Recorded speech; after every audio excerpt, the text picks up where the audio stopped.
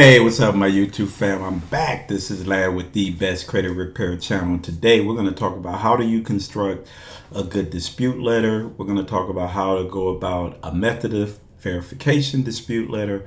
We're going to talk about what are the other strategies you need to do when contacting the creditor. We're going to go over all of this stuff on how you can come up and get some information deleted off your credit report, understanding all the steps and strategies and why you're going to go about using these strategies. The things professionals use or should be using if they are really professionals on credit repair, or to get negative items, inaccurate, incomplete items off your credit report. But first, I want to say thank you for all my new subscribers coming out to the channel. I definitely appreciate y'all. Please like and subscribe and share the channel. So today we're going to just go into your credit. The first thing I want to tell you is, hey, during this process, you need to understand the sections that pertain to what you're trying to dispute, understand how you're looking at your credit report, what you should be disputing, what you should not be disputing. We're going to go over all of this stuff. I'm not going to try not to make this video too long, but I'm trying to cover everything you need to know in one video so you can go out and dispute. I do have a master dispute package. If you're interested, my number and my email is in the description. And it's like, even though you bought a package, I am still a guide to you to help you. You have my number. You'll be able to reach out to me, ask questions. You'll be able to do so much just because you bought that package. Or if you want me to do it because you just don't have the time, it's frustrating, you can always reach out to me and I could assist you in helping you repair your credit.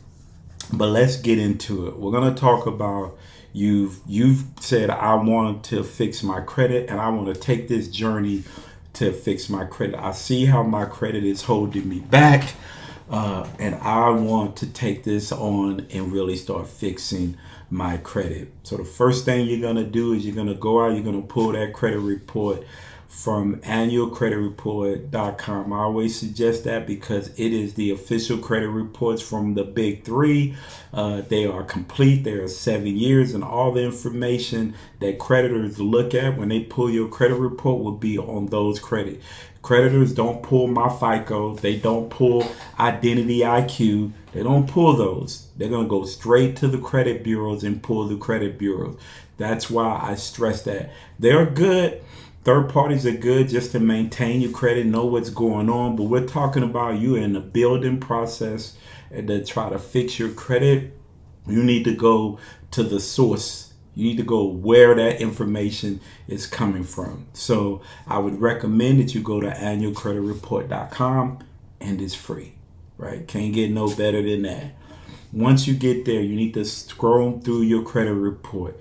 Is there any outdated, old, inaccurate information? I mean, personal information. Names are not right. Addresses are wrong. You didn't stay at that address, or it's a wrong address. You need to get through all of that stuff. But remember, addresses that are linked to open good accounts, you shouldn't want to remove them. It could cause the credit bureau to notify the creditor. Next thing you know, they're shutting down a card that you opened that had that address. So be mindful of what you're trying to erase or delete off your credit report that could be tied to other good accounts. But say you're moving on, you got a bunch of names that are wrong or incomplete or not complete your complete full name. So what you want to do is you want to go to Stagestream and LexisNexis. You want to pull those reports. You want to see what names and address they have on those reports, and you want to dispute those names off. Do not freeze. It blatantly tells you that freezing your account is there to help you against fraud. It does not block people who are in maintenance of your account. Said that plain as day, right? So the credit bureaus are really a maintenance mechanism on your accounts. So the credit bureaus are still be able to look at it because they need to make sure they're maintaining your account accurate. That's why it tells you that. And if you look at the main screen, go look for yourself. It's going to tell you that. And the credit bureaus are maintaining or a maintenance tool for your accounts. So you want to delete that information off. Go after them. You want to go after, I am disputing, these are not my legal name. Here go my social security card or a copy of my driver's license. This is my complete name, and this is the only name that should be reported on my credit report. And that's what should happen, right? So you want to get that stuff and addresses and even phone numbers deleted. Look and see if there's any phone numbers that they have. These phone numbers are not my phone numbers. If you're reporting any information on my credit report, it must be accurate, verifiable, and complete. You have to verify that these numbers are my numbers or delete these numbers, right? So you want to get phone numbers deleted. All those things are attached. When you fill out a credit application, you put your phone number, your address, your name, all that stuff is entered, and the creditor could place that on your credit report. Understand that. So you want to make sure you don't have that number no more. You ain't had that number in 7 years. Get rid of that number. Get it off your credit report. Now, you got that stuff deleted off LexisNexis. Now you're going to go after the creditors. Hey, I am sending you in a copy of my driver's license, social security card. My name is John James Jones. And you want that on your credit report, and all these other names need to be deleted because they're not mine. They're not my complete keyword you need to use. There's not my complete address, which I don't want my address or my credit file to get merged with somebody else because my complete name is not on my credit report. You got the addresses. You got those deleted. You got your name right. Now you say, okay, now let me go through my credit report and let me start looking at what is accurate and inaccurate. You have to be honest with yourself when disputing. I can look at somebody's account and say, what am I disputing? Is it the balance? No, the balance is right. Is the open date? Yeah, it was open in that month. Was this the last? Yep, it was open. The payment history is complete. Were you late? Well, I mean, I don't know if I was late there. Yeah, we could dispute the late payment, but there's a difference. You have to make sure, is it accurate or complete? Because the other thing I need to let my credit people know out there is, every time you dispute an account with the credit bureau and they dispute it as accurate, it is on their record as accurate. Do not waste disputing items on your credit report on little small detailed stuff that is not going to get it deleted. All that is place a stamp on that account that says this account was disputed and verify. That's one of the reasons why they put disputed on the account, to say this account was disputed, right? So they look at that. They look at, when was it disputed? What was it? They look at that information. So don't waste disputing on little bitty things. Well, the date of last payment is inaccurate. Delete this account. They're not going to delete that account. They're going to probably update it, and they're not going to delete it. So yeah, the credit bureau, the Fair Credit Reporting Act says you must report accurate and complete and verify information. Right, but they're not going to delete this account because the date of last payment is wrong, right? So we have to be honest. Sometimes we waste too much time trying to get negative information off and not enough time putting positive information on. I don't get that, but I try to tell people that all the time. Don't waste your time. You could build a solid credit report, let that stuff get old, and then let it show that you have a new pattern. New information shows a new pattern. So let me move on. I want to get out. That's a whole nother video. So you want to go off and you want to dispute. Two ways you can start off. You can do a cover letter where you're going to put section parts of Section 611 and Section 23. I am disputing these items under Section 611 and 623. 611 is the procedure in case of disputed information, 1681I. What I would just put in there, I want Equifax to conduct a reasonable investigation to determine whether the disputed information is inaccurate and record the current status of the disputed information, or delete the item from the file in accordance with paragraph 5 before the end of the 30 days beginning of the date the agency received the dispute. That's Section 611. But I'm also on my cover letter is going to say, and under Section 623, responsibilities of furnisher of information to conduct to consumer reporting agency, Section 1681S -2, and then I'm going to put duties to correct and update information.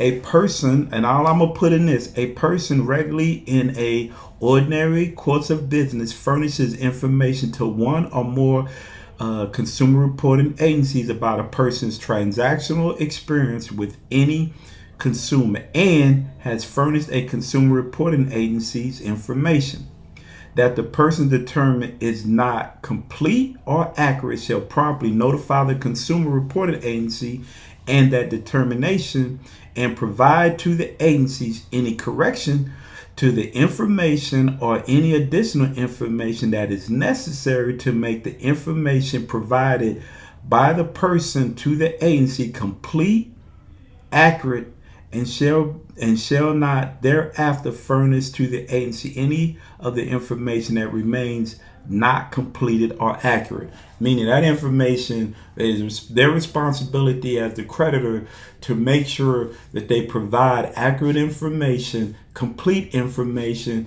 and if it's not complete and it's accurate, they must delete that information. I'm going to put that on my cover letter. Then what I'm going to do next is put together my dispute letter. I am this Equifax. This is a dispute letter. Equifax address, my address, and the date. Make sure you always put the date in there. Make sure you send these letters out certified mail. At the top, I'm put I am disputing these items again. I'm not going to draw. I'm just say under Section 611 and under Section 623. Then I'm just going to put in parentheses dispute number 1, the creditor's name and the account number that is listed on the credit report, and I'm gonna say I'm gonna make it simple. I am disputing payment history. Please do not dispute multiple things at one time. It is an open-ended dispute. Now you're letting the credit bureaus pick and choose what they want to dispute to come back and tell you it is accurate. Right? Don't dispute your name. Then that you want to dispute payment history. Then you want to dispute date of last activity. That is too much. Quit doing that. It's an open-ended. Be specific. Dispute one thing at a time. So if you want to take them to court, no, I disputed something specific. The one thing you don't want the credit bureau to say is we were unclear of what they wanted to dispute, and you get in a court of law. I'm not a lawyer, but I would be confused too. So be specific in what you're trying to dispute. So just say payment history. I opened this account in January of 2017. There is no reporting from from February 2017 to February. So you say is I'm missing 12 months of payment history. This account is incomplete. There are 12 months of incomplete information on this credit report. Please, the creditor must update or delete this account from my credit report. Now, let's move forward. Say that dispute comes back verified. You're going to come back verified. You're like, man, it's not valid. You go back on your credit report and maybe they put 1 month in there or it's not complete. Now you're going to do a method of verification. Now you're going to do another cover letter. Now you're going to put 4 sections. You're going to do section 609, which means I want any information that you have on this file on any of these accounts sent to me.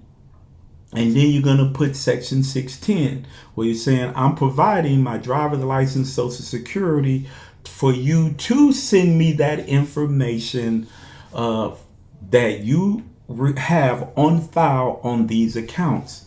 Then you're going to go back and do your section 611 and your section 623. That's on your cover letter. Then you're going to go back to your method of verification. So you're going to go back to Equifax. This is a method of verification.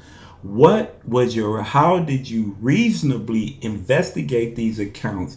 And how did you come up with the conclusion from your investigation that this account is reporting accurate?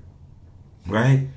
So now you're putting your method of verification and you're going to say, I am reinvestigating this account and I'm reinvestigating the missing 16 months of payment history, which is making this account incomplete. Then what I'm going to do next is I'm going to send a letter to the creditor. I got my confirmation number from the investigation from the credit bureau. I'm going to write them a letter, say I disputed this account, and I'm going to do a snippet of that report that shows the missing payment history, this account and the missing payment, and say I have sent you in a copy of my credit report showing that there is 17 months of missing payment history. I disputed this with the credit bureau. The credit bureau responded with me on this confirmation number that you verified that this account is accurate. This account is not accurate, and based on that information, we have a fair credit reporting violation under section 623 that you are subject to, right? Then you're going to send that letter, certified mail, to the creditor. You're going to send that method of verification letter back to the credit bureaus. Now, you have notified indirectly the creditor that they are reporting inaccurate information. So now, by them reinvestigating and saying that this account is accurate and complete, and you sent them the information showing they are knowingly reporting inaccurate information. Now I'm like, okay, now you don't want to dispute this. You want to take this stuff off my credit report and you want to continue and report it inaccurate. No, and you're knowingly having this information. Now I'm going to take you down to the courthouse and I'm going to file some Fair Credit Reporting Act violations. Now remember, you may have counts that are closed. Oh, a charge off that they have written off. They have charged off. They're not even keeping up with that account. Do you think they're going to go back 17 months and complete it? In most cases, they are going to delete that account because they can't get no more money out you. There's nothing they can do, and they don't want to be sued for some inaccuracy that you've already have proven the inaccuracy. Now, is it punitive damages? How much money can you get because you've notified them and they're knowingly reported inaccurate information? So those are the things you definitely need to do. Follow through with the dispute. Follow through with your reinvestigation. Contact the creditor, especially if they're reporting inaccurate information. Send them to show them that they're reporting inaccurate. Challenge them to correct it, fix it, and challenge them to delete it. Get this information and hold them accountable. This is what it's all about. Section 609 is about asking for information they have on file. Section 610 is saying I'm giving you the identification information for you to release that information. Section 611 is telling the credit bureau that you're responsible for procedures of disputed information, making sure you put it is disputed on that account. Section 623 is telling you that creditor, you have a responsibility to report accurate and complete information. There are other sections in the credit bureau that kind of touches on that, but I'm gonna hit the main one. And then you send in your dispute letter, you send in your reinvestigation, you communicate with the creditor, you show them, and then at that point, either they're gonna delete it or you're gonna go down to the courthouse and file a case against them. And under those sections, they did not fall under Section 609, Section 6, Section 611, and Section 623, right? Each one of those could be violations. It could be money in your pocket. And if they didn't mark it as disputed, that's another violation. So there are violations that the credit bureaus do all the time. They're $1 billion company. Probably don't care about the $2,500 they may give you on all these violations, but that's $2,500 you got in your pocket. Maybe $2,500 you could pay off another creditor because and get it removed off your credit report. We have to start holding them more responsible. I promise you have to hold them responsible. And that's what I'm here for. So if you're interested and you need some help from me, hey, shoot me an email. If you want my master dispute package, shoot me an email, give me a call. Hopefully this information cleared up some stuff from you, and hopefully it'll help you on your journey to fix your credit. I appreciate y'all taking time out with me. Hey, like and subscribe to the channel and share the channel. Hit the thumbs up. I said I was going to try to be more active on here, bring out more stuff, bring out some more credit building tips, all that other stuff, some more financial tips. But I appreciate y'all. Thank you very much. And I'm out.